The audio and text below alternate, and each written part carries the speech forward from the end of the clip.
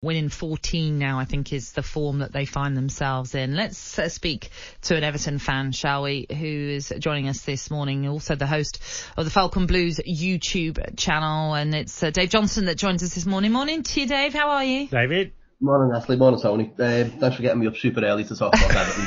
Just what I needed for the Sunday, you know. It is just what you needed this Sunday morning. Tell us, as we were saying there, you know, Duncan Ferguson, the previous time that he was in caretaker charge, he sort of really did turn things around, didn't he, a little bit for Everton. It was always going to be a tricky one against a resurgent Aston Villa, although they've not been faring that well on the road under Steven Gerrard. What did you make of the performance? Is there any sort of positivity that you can take from that defeat?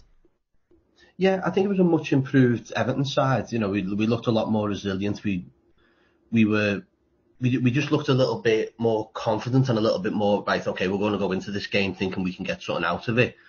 But there's only that effort yesterday should be the minimum that you see every game, and that's what it's lacked for so long. You know, we've been really poor under Benitez in games, and yesterday the effort, as you said, couldn't be faulted, but we needed to see that every game. You know, one win in 14 games. Where was that effort yesterday, 13 games ago, during that period where we were struggling the way we have? You know, the setup for yesterday wasn't great. You know, I think Duncan's naivety still gets the better of him at times. I think, yeah, he's an honest guy, but there's only so far blood and thunder get you with a team when there's a team who, like Villa, who are up and coming and doing well. Yes, they're not doing great on the road, but Everton aren't doing great overall. So it only takes a goal or a simple mistake as defensively as it was with Everton, and then we almost feel like we're back to square one. Well, the weird thing is, it feels like with all the money you've spent, that you've gone from trying to bring in creative players and then end up going back to quite a direct way of playing because now Duncan's back in control. And I can't quite figure out what best suits Everton. You know, a way of playing where you can go and trust. Look, you've had great, and I talked about this yesterday, David, you've had incredible centre forwards that have played for Everton FC. You know, players that, you know, going back to the 70s, Latchford and Royal, and then going through, you know, certainly Graham Sharp and Duncan himself. And yet you still seem to be caught between two stools. Yeah, I think with Everton, it's King Midas in reverse, isn't it? You know, we've had all this luxury and money, and then all of a sudden it's just gone to pot. It's just that's the only way you can really look at it. We looked a better side when we were that underdog, when we were that team who had to fight tooth and nail for transfers, for loan deals and stuff like that. And I don't want to go back to those days where we're having to struggle for money to buy a player and things like that. But you'd think at the time we looked more resilient. We were signing players who were hungry and willing to play for this football club, and that's the one where we've lacked it for, well, the last 6 years, really. People like Tim Cahill, you know, Tim Cahill. Exactly. Yeah, that type of player. Cahill, Julian Lescott, all come in from the championships and League One and stuff like that on minimum transfer fees. And yet here we go paying 45 million for players, 35 million for players who just haven't either got the fight or have gone, right, okay, I'm now at Everton, I've got a great contract, here we go, and I'll just sit on it, because there's players there that are on these massive wages, massive contracts, and don't want to know, and the sooner they're out the door, because we need the massive clear out and a massive reset at Everton, then the sooner they're out, the better. Doesn't it? That sounds crazy, doesn't it, David? You spent, best part of 500 million and you need to clear out, and here you go again. But where does the blame lie in all of this situation? You know, we were hearing there from Duncan Ferguson after that defeat saying he's really concerned about the situation Everton find themselves in the table. 16th, they're only 4 points clear of Newcastle as things stand, who are in that final relegation spot. We saw protests after the game within the stadium, outside the stadium, fans confronting Bill Kenwright. And from what I was reading, you know, being questioned, Bill Kenwright, about 27 years of misery, and one of his responses was, well, you've had good times, which sort of doesn't make you feel as though he's aligned with looking forward to a happy future. He's sort of saying, you know, we'll just be happy with what you've had. So where does the blame lay in all of this situation that Everton now find themselves in? It goes right the way through, Natalie. It goes through the whole club. You know, I mean, the look at the form table now, and you've got to think, well, the players have got to start taking some responsibility for this.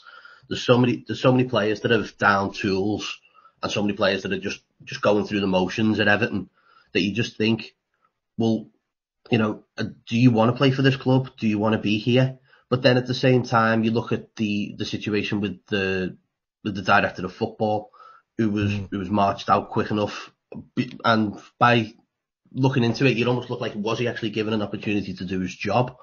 You know, Farhad Mashiri, for all the money he's put in, is not a football man, but he has these weird super agents and other people in his ear, and not the confidence of the board. He's not, you know, Kia Joorabchian was at the ground again today, or yesterday rather, and we know who he's the agent to, and there's a lot of managers in there that he's thinking, okay, I can bring them in. So, well, you've already brought players in who haven't gelled into this club.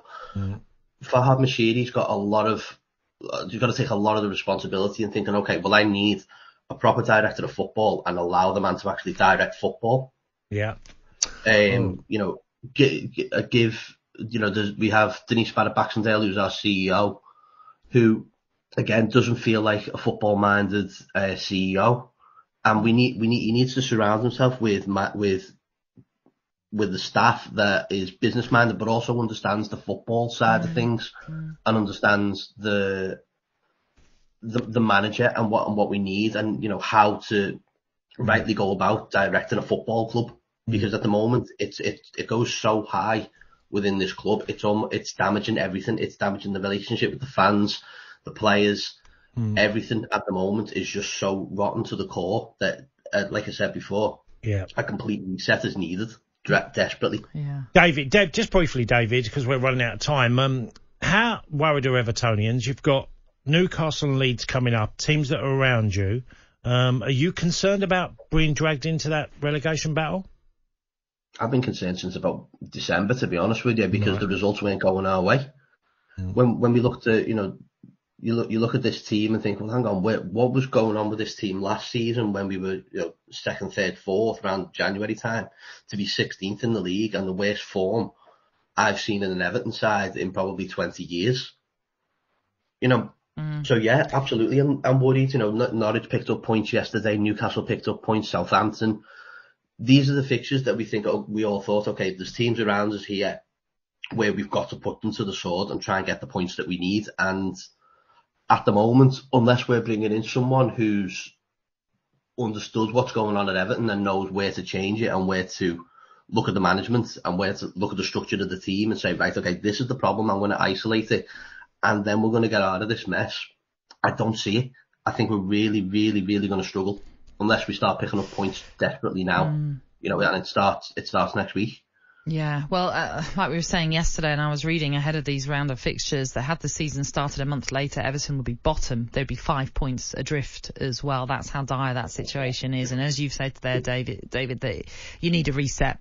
And who knows if that's even going to help you this season. We will see, that's for sure. We really appreciate you joining us this morning. Thank you. I know it's very early. Hopefully you can get back under the duvet, get another few hours in, you know, I don't know. Cheers, thanks David. very much for speaking to us, Dave. That was David Johnson there, the Everton fan and host of the Falcon Blues YouTube channel.